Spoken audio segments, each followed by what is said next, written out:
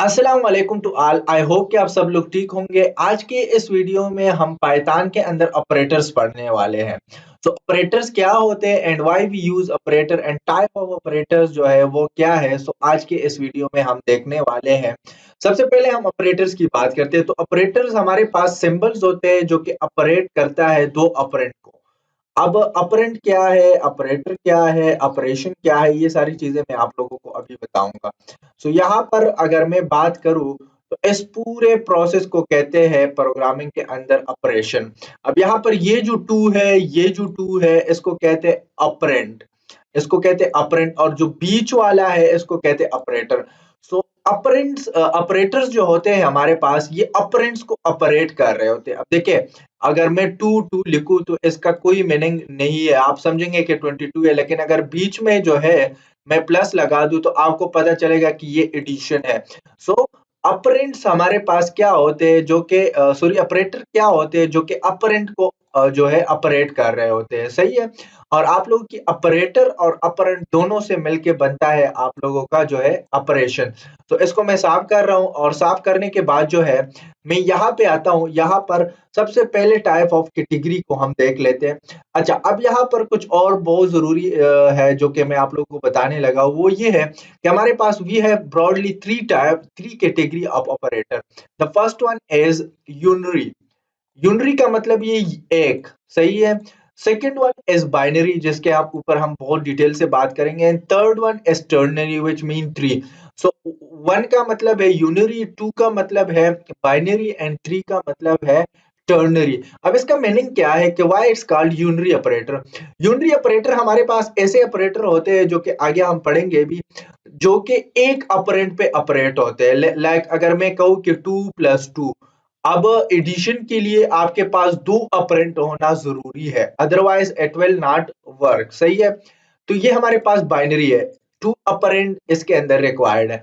जब आप लोग बात करते हैं कि ए प्लस प्लस, लेट से एक वेरिएबल है और उसके अंदर जो है मैंने वैल्यू स्टोर की है टू, और मैंने प्लस प्लस कर दिया। अब देखिए ये ऑपरेंड जो है, ये हमारे पास सिर्फ नंबर नहीं हो सकता, वेरिएबल भी हो सकता है, लेकिन उस वेरिएबल के अंदर ऑब्वियसली वैल्यू पड़ी होगी। तो यहाँ पर जो है ए प्लस प्लस, अब अगर आप लोग देखें तो इसके अंदर एक ऑपरेंड है, और उस पे ऑपरेटर हम यूज करेंगे जो कि इंक्रीमेंट का होगा, इसके अंदर एक का इजाफा करेगा। तो ये हमारे पास यूनरी ऑपरेटर है। तो यूनरी ऑपरेटर हमारे पास क्या होते हैं, ऐसे टाइप ऑफ ऑपरेटर जो एक ऑपरेंड पे ऑपरेट हो रहे होते हैं। इसी तरह हमारे पास टर्नरी ऑपरेटर है विच ऑपरेट ऑन थ्री ऑपरेंड्स। तो ये सारी चीजें आज की इस वीडियो में इनसे कुछ कवर करने वाले हैं। तो सबसे पहले इसके अंदर जो कैटेगरी आती है वो हमारे पास है असाइनमेंट ऑपरेटर।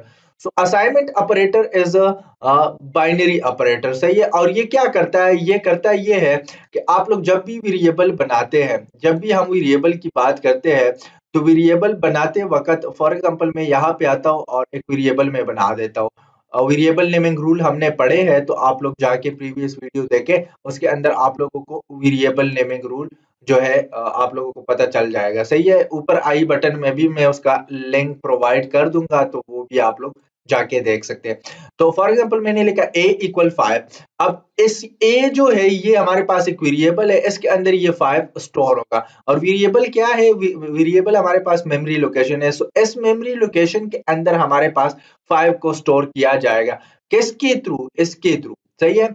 इसका मतलब होता है मैथमेटिक्स में इक्वल, लेकिन यहाँ पर जो है ये इक्वल का मतलब ये नहीं है कि ये a जो है 5 के बराबर है, या 5 जो है ये a के बराबर है। नो, a के अंदर ये 5 वैल्यू स्टोर होगी। सो ये हमारे पास क्या है, असाइनमेंट ऑपरेटर है। सो असाइनमेंट ऑपरेटर क्या होता है, अभी जो है हम इसकी प्रॉपर डिफिनीशन पे आते हैं और इसको एक्सप्लेन कर लेते हैं कि असाइनमेंट ऑपरेटर होता क्या है। सो असाइनमेंट ऑपरेटर हमारे पास, सबसे पहले इसका डिफिनीशन देख लेते हैं। So the assignment operator equal is used to assign value to variable. जब भी आप लोग वेरिएबल को वैल्यू देना चाहते हैं, so for that particular purpose we use assignment operator. For example x5, x5 का मतलब x इक्वल 5, इसका मतलब क्या है कि assign the value 5 to the variable x। अभी मैंने बता दिया कि लेफ्ट साइड पे जो भी वेरिएबल होता है, तो उसको जो है अगर वैल्यू देनी है सो उसके लिए हम असाइनमेंट इक्वल ऑपरेटर का यूज करते हैं। अब पाइथन के अंदर हमारे पास मल्टीपल असाइनमेंट ऑपरेटर भी एग्जिस्ट करते हैं।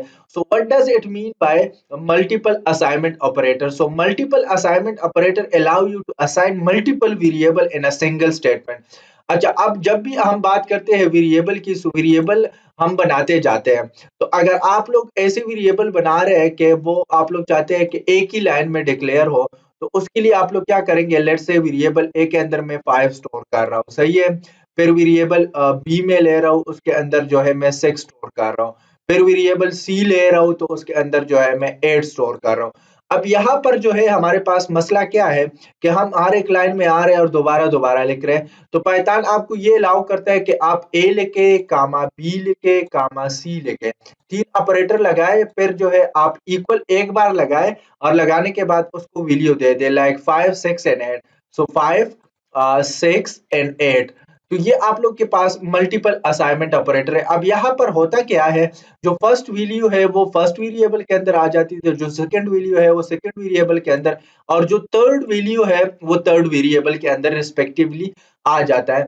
तो ऐसे टाइप ऑफ ऑपरेटर भी जो है वो पाइथन जो है सपोर्ट करता है कि आप लोग जो है सिर्फ और सिर्फ क्या करें, पाइथन के अंदर जो है तो जितनी भी वेरिएबल डिफाइन करने हैं वो एक ही लाइन में लिखे, और एक ही लाइन लिखने के बाद जो है आप लोग क्या कर सकते हैं, उसको असाइन कर सकते हैं। फॉर एग्जांपल कैसे, अब मैंने आप लोग को एग्जांपल दे भी दिया, एक्स वाई एंड जी, फिर मैंने इक्वल असाइनमेंट ऑपरेटर लगाया। एक जो है ये एक्स के अंदर आएगा, देन 2 जो है हमारे पास वाई के अंदर, और 3 जो है हमारे पास जेड के अंदर ऑटोमेटिकली आ जाएगा। सो इसी तरीके से जो है आप लोग जो है एक वेरिएबल एक ही लाइन में सारे वेरिएबल को जो है असाइन कर सकते हैं with the help of assignment operator. तो ये हमारे पास दो टाइप ऑफ की ऑपरेटर हमने पढ़ ली है, assignment operator and multiple assignment operator. इसकी प्रैक्टिकल भी हम करेंगे एक वीडियो 2 के बाद। तो आप लोगों से उम्मीद है कि आप लोग ये वीडियो देख के फिर नेक्स्ट वीडियो के अंदर जब भी हम इसका प्रैक्टिकल करेंगे तो आप लोगों से मैं पूछूंगा कि क्या होता है, और हम डायरेक्ट डिफाइन करेंगे। तो आई होप आप लोग को समझ आ गया होगा। कोई भी क्वेश्चन है रिलेटेड टू दिस तो आप लोग पूछ सकते हैं कमेंट बॉक्स में। कमेंट में जाके आप लोग जो है अपना नाम और कहाँ से आप लोग हमें वॉच कर रहे हैं वो भी टाइप करें जरूर। तो आज की इस वीडियो में इतना ही था। मिलते हैं नेक्स्ट वीडियो में। नेक्स्ट वीडियो में एक और इंटरेस्टिंग टॉपिक के ऊपर बात करेंगे। So thank you for watching.